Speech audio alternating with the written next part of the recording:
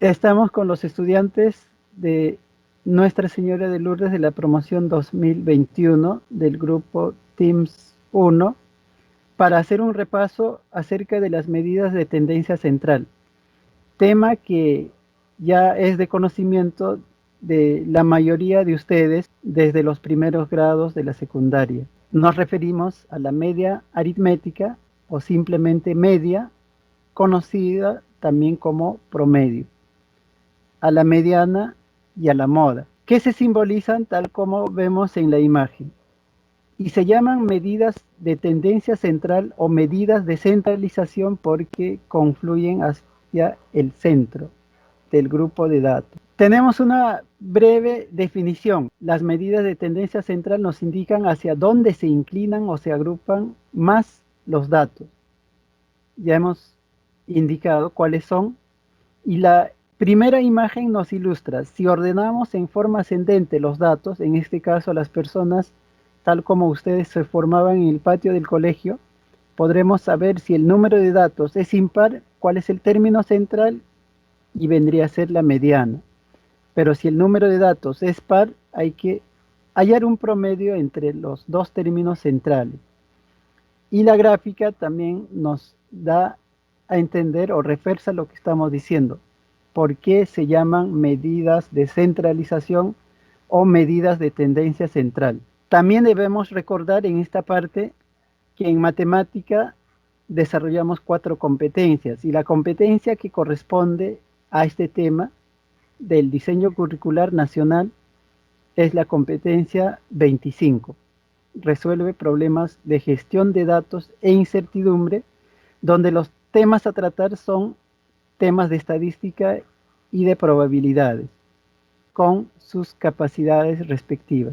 Hablando de estadística, es una parte del método científico a la que se define como un conjunto de técnicas usadas, ojo aquí, para recolectar, para organizar, para presentar, analizar e interpretar los datos, con el fin de obtener conclusiones y tomar decisiones sobre determinados hechos o fenómenos de estudio.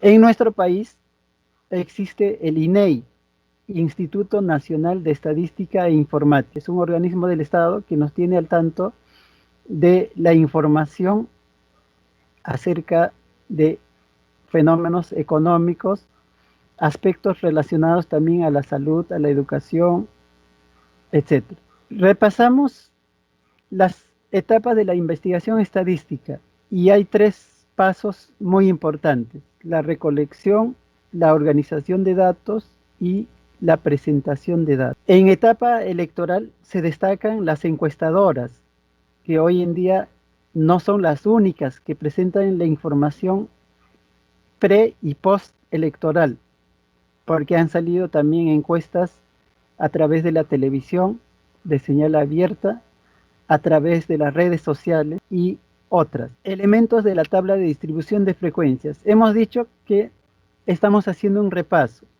Conocemos qué es el rango, el intervalo de clase, el ancho de clase, la marca de clase, que no es más que el promedio entre el límite inferior y superior del intervalo, número de intervalos, que también tiene un parámetro. No podemos decir, porque trabajo con 500 datos, voy a organizar en 20 intervalos. No funciona así. La regla de Sturges justamente es la que nos permite determinar cuál va a ser el valor de K. ¿Cuántos intervalos vamos a tener para un conjunto de datos determinado? Y 2 elementos básicos en la tabla de distribución de frecuencias son la frecuencia absoluta, F sub i minúscula, y F sub i mayúscula, que es la frecuencia acumulada, como también la frecuencia relativa respectiva, tanto simple como acumulada. Y justamente aquí tenemos la regla de Sturges ya en forma simbólica y una tabla de distribución de frecuencias, donde aparece el intervalo de clase organizado en intervalos cerrados por la izquierda y abiertos por la derecha. La marca de clase, como dije, no es más que un promedio entre los dos límites, inferior y superior. La frecuencia absoluta se obtiene a través del conteo, puede ser manual, así como ustedes van marcando los puntos en un partido de vóley, podemos ir haciendo el conteo según los datos se ubiquen en un intervalo determinado. O si no, en forma automática, cuando tenemos un conjunto de datos en la hoja de cálculo o Excel, por ejemplo. La frecuencia absoluta acumulada, como su nombre lo dice, acumula los datos. A la pregunta de ¿cuántos son los datos menores de 360? La respuesta estaría aquí. Son 8. Y 8 viene a ser la suma de 5 más las frecuencias anteriores. Frecuencia relativa simple se obtiene dividiendo la frecuencia absoluta simple entre el número total de datos. Y a partir de ahí podemos obtener la frecuencia relativa porcentual, multiplicando ese número decimal por el 100%. Lo mismo sucede con la frecuencia acumulada absoluta, que nos permite obtener la frecuencia porcentual acumulada. En la última columna tenemos el producto de la marca de clase por su frecuencia absoluta simple respectiva y la suma de esos productos dividida entre el total ya nos permite obtener de una forma sencilla la media aritmética. Y antes de ver las relaciones simbólicas, es decir, las fórmulas, también es conveniente recordar los gráficos que se presentan cuando se trata de hacer estudios estadísticos, como el histograma, diagramas escalonados, diagramas circulares o diagrama de sectores circulares, diagrama de barras, gráfico de barras, polígono de frecuencias, etc. Y las imágenes nos muestran que incluso se pueden hacer gráficos en 3D. Medidas de tendencia central. Media aritmética para datos no clasificados o datos no agrupados. La media o el promedio simplemente se obtiene sumando todos los datos y dividiendo entre el total. ¿Cuántas veces ustedes han preguntado, profesor, cuál es mi promedio? Dígame mis notas. Son estas 4 notas. Suman las notas y dividen entre 4. Esa es la media aritmética.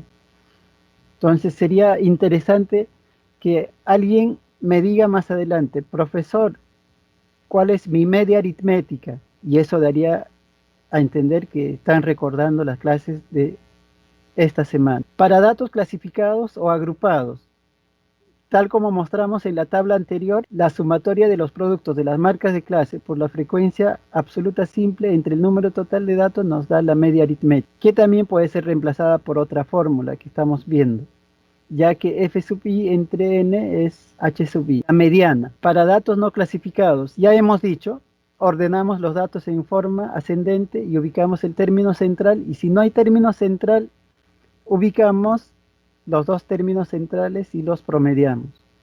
Para datos clasificados hay que ubicar dentro de la tabla, dentro de los intervalos, el límite inferior del intervalo mediano, el ancho del intervalo mediano, la frecuencia absoluta acumulada anterior al intervalo mediano, la frecuencia absoluta simple del intervalo mediano. No es difícil si estamos frente a una tabla de distribución de frecuencias. La moda para datos no clasificados o para datos no agrupados está dado por el dato que más veces se presenta. Esto significa que puede haber un conjunto de datos amodal, sin moda.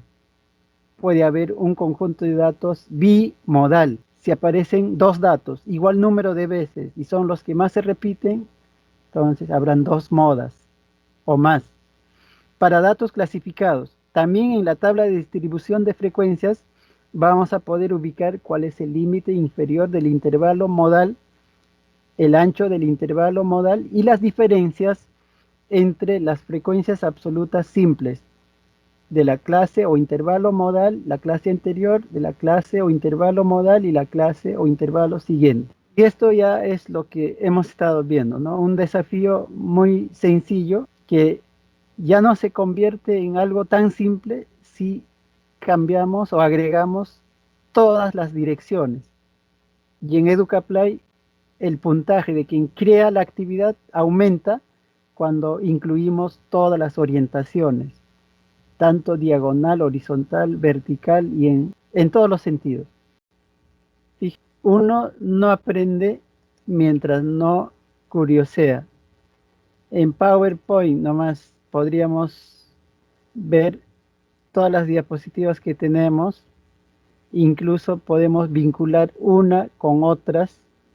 Podríamos crear una especie de índice en la primera diapositiva y vincular con las demás. Incluso